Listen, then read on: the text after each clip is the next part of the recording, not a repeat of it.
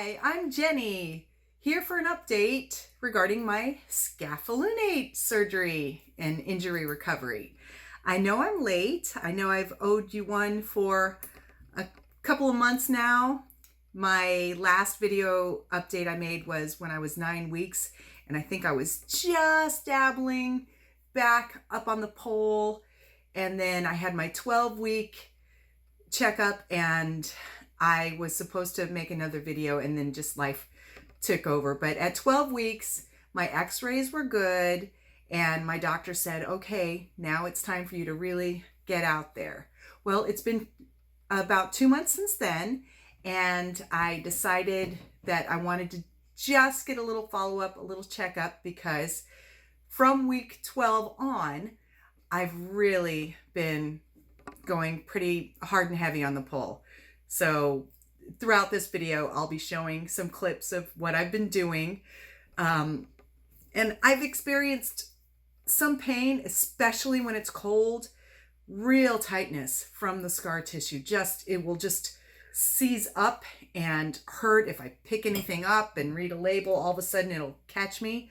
But then when I go to pole class, I feel great, and I can do all the climbing and inverting. So my doctor and physical therapist said, you're just going to have to deal with that pain.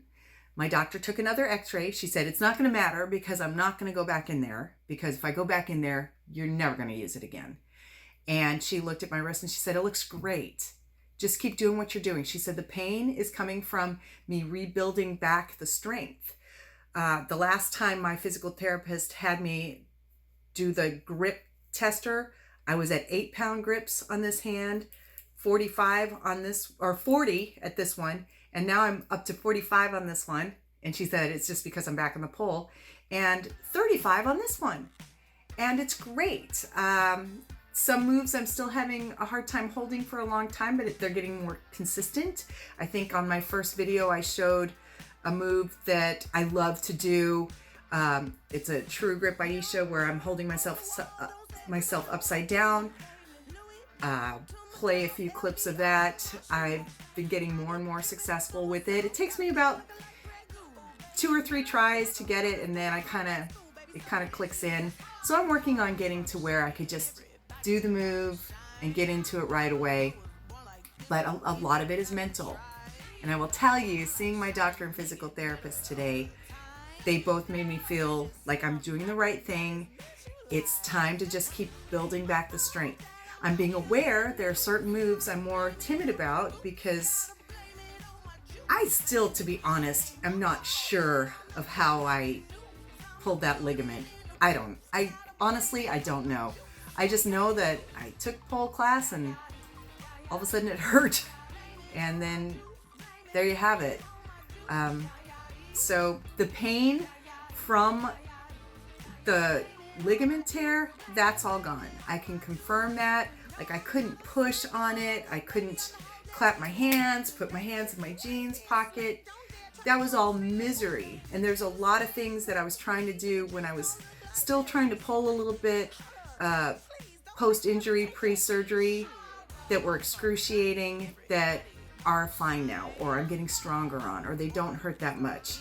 So all the pain from the ligament, that isn't what's bothering me. What's bothering me is the top and the scar tissue, because there's still some scar tissue there, and even though it's softening up a bit, it'll still just kind of prohibit me from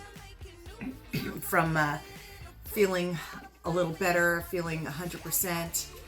And both of them, doctor and physical therapist, said that it's going to take some time, 6 months to a year. And I was given the complete go-ahead to just keep going, keep doing the pole, being aware if I really don't feel like going, don't go.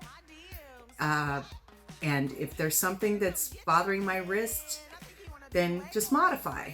And I have been. And good news is I'm actually getting better on this hand. There's a lot of things that we do when the pole is on static, a lot of kind of flying spins around the pole. I don't like doing it so much on this side anymore. I could never do it on this side, but guess what? I'm getting pretty good at this side. Hey, that's good news.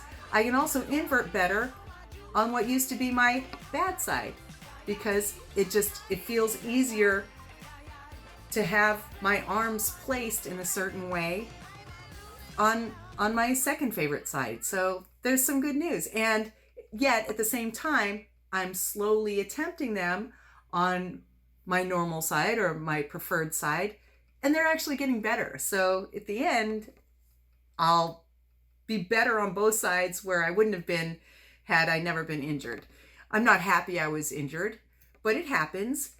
I will say this, if you get this injury, the SL tear, scapholunate tear, get the surgery. I'm not in the same kind of pain at all. Not at all. And I'm not in constant pain. I get pain when I'm stiff and don't move it. When I'm in pole class, I feel great. And also, as we come into the spring and warm weather, it's going to feel better. I just happen to be coming into my recovery and reintroduction to rebuilding strength for pole.